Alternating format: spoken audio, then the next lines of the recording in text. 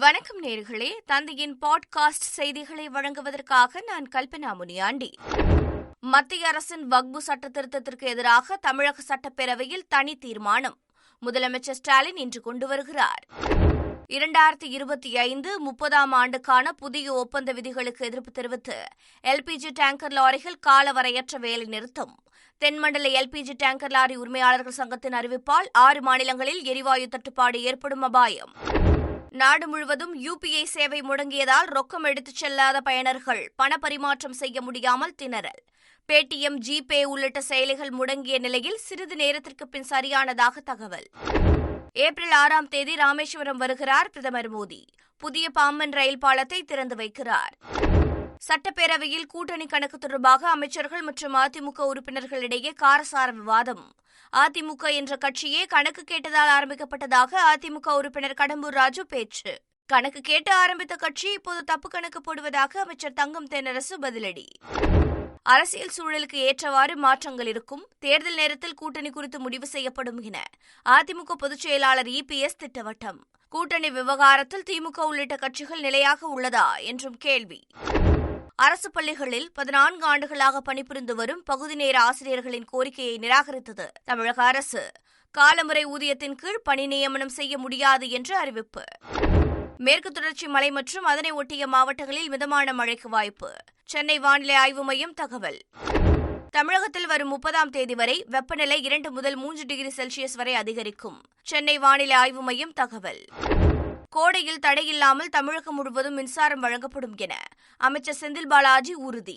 மின் வாரியத்தில் உள்ள காலி பணியிடங்கள் விரைவில் நிரப்பப்படும் என்றும் தகவல். சென்னையில் தொடர் செயின் பறிப்பு சம்பவத்தில் ஈடுபட்ட குற்றவாளிகளின் புகைப்படம் வெளியீடு. என்கவுண்டர் செய்யப்பட்ட ஜாஃபர் உட்பட 3 பேரின் புகைப்படத்தையும் வெளியிட்டது காவல்துறை. சென்னை தரமணியின் செயின் பறிப்பு கொள்ளையின் என்கவுண்டரில் கொல்லப்பட்டது ஏன்? போலீசை நோக்கி துப்பாக்கியால் சுட்டு தப்பிக்க முயன்றபோது என்கவுண்டர் நடத்தப்பட்டதாக காவல் ஆணையர் அருண் விளக்கம். மதுரை வழியாக இயக்கப்படும் நாகர்கோவில் கச்சகுடா ரயில் சேவை மேலும் 1 மாதம் நீட்டிப்பு. தெற்கு ரயில்வே அதிகாரப்பூர்வ அறிவிப்பு. சென்னையில் யூடியூபர் சவுக்கு சங்கர் வீட்டில் கழிவு நீரை ஊற்றி சூறையாடிய சம்பவம். 5 பேரை சிபிசிஐடி போலீசார் கைது செய்த நிலையில் நீதிமன்ற பிணையில் விடுவிப்பு. 100 நாள் வேலை திட்டத்தில் தமிழகத்திற்கு தர வேண்டிய சுமார் 4000 கோடி ரூபாயை மத்திய அரசு வழங்க வலியுறுத்தி 29ஆம் தேதி கண்டன ஆர்ப்பாட்டம். திமுக பொதுச் செயலாளர் துரைமுருகன் அறிவிப்பு. விழுப்புரத்தில் தாவேக மாவட்ட செயற்குழு உறுப்பினர் பதவி, இளைஞரணி துணை அமைப்பாளர் பதவிக்கு லட்சக்கணக்கில் பணம் கேட்பதாக பரபரப்பு புகார். தாவேக நிர்வாகி கூறிய குற்றச்சாட்டுக்கு விழுப்புரம் தெற்கு மாவட்ட செயலாளர் குஷிமோகன் மறுப்பு. தமிழக முதல்வர் ஸ்டாலினுக்கு புதுச்சேரி முதலமைச்சர் ரங்கசாமி கடிதம். புதுச்சேரி விமான நிலைய விரிவாக்கம் தொடர்பாக கோரிக்கை. நடிகர் மனோஜ் உடல் சென்னை பெசன்ட் நகர் மின் மயானத்தில் தகனம். குடும்பத்தினர், திரையுலகினர் கண்ணீருடன் பிரியாவிடை. நாமக்கல் அருகே புதிய பேருந்து நிலையத்தில் மாவட்ட ஆட்சியர் திடீர் ஆய்வு. பிளாஸ்டிக் கவர்களை பயன்படுத்த வேண்டாம் என கடைக்காரர்களுக்கு அறிவுறுத்தல். திருத்தணி அருகே பைக் விபத்தில் 3 பேர் படுகாயம். விபத்தில் சிக்கிய இருசக்கர வாகனம் தீக்கிரையான சோகம். நெல்லையில் அமெரிக்க டாலரை கிரிப்டோ கரன்சியாக பெற்றுக்கொண்டு நூதன மோசடி. 75 லட்சம் ரூபாய் மதிப்பிலான கலர் ஜெராக்ஸ் ரூபாய் நோட்டுகளை கொடுத்த 3 பேர் கைது.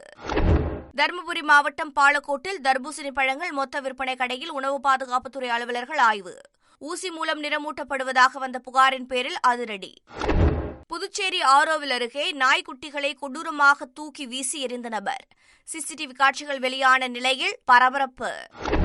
நெல்லை மாநகராட்சியில் பட்ஜெட் கூட்டம் சுமூகமாக முடிந்ததால் பிரியாணி விருந்து வைத்த மேயர். சுட சுட பரிமாறப்பட்ட மட்டன் பிரியாணியை ருசித்து சாப்பிட்ட கவுன்சிலர்கள்.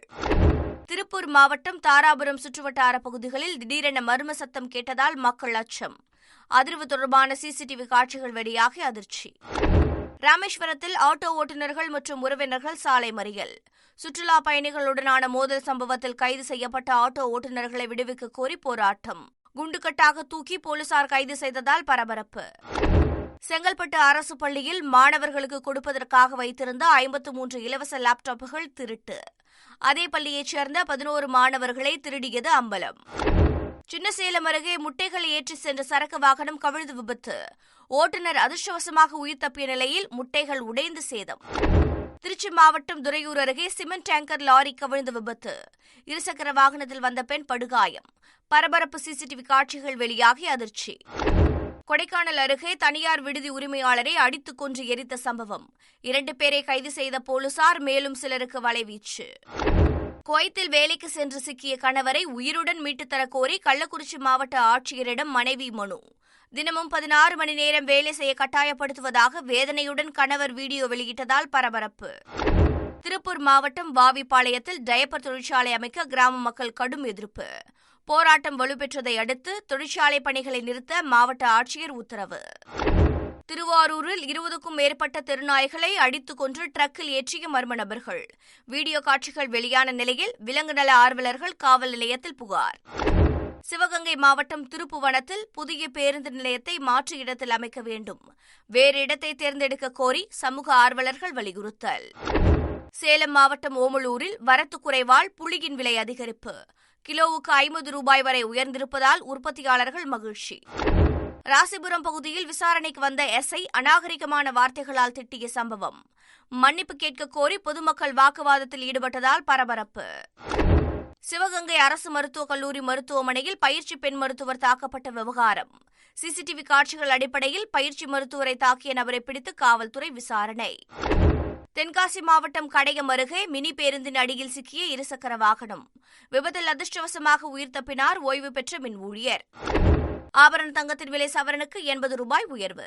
1 கிராம் 8195க்கும் சவரன் 65,560 ரூபாய்க்கும் விற்பனை. வில்வித்தை பயிற்சியாளர் உசேனியின் உடல் மதுரை காஜிமார் தெருவில் உள்ள பள்ளிவாசல் அடக்க ஸ்தலத்தில் நல்லடக்கம். இறுதி ஊர்வலத்தில் பொதுமக்கள், உறவினர்கள் பங்கேற்பு. கேரள மாநிலம் மலப்புரம் அருகே ஜுவல்லரி கடையில் நகையை உருக்க பயன்படுத்தப்படும் கேஸ் லைட்டர் தீப்பிடித்ததால் பரபரப்பு. பதறியடித்த ஊழியர் கேஸ் லைட்டரை கடைக்கு வெளியே தூக்கி வீசிய காட்சிகள் வைரல். தெலுங்கானா மாநிலம் பத்ராச்சலம் நகரில் கட்டுமான பணியின் போது பயங்கர விபத்து. கட்டுமான பணியில் ஈடுபட்டிருந்த 6 தொழிலாளர்கள் இடிபாடுகளில் சிக்கி உயிரிழந்த சோகம்.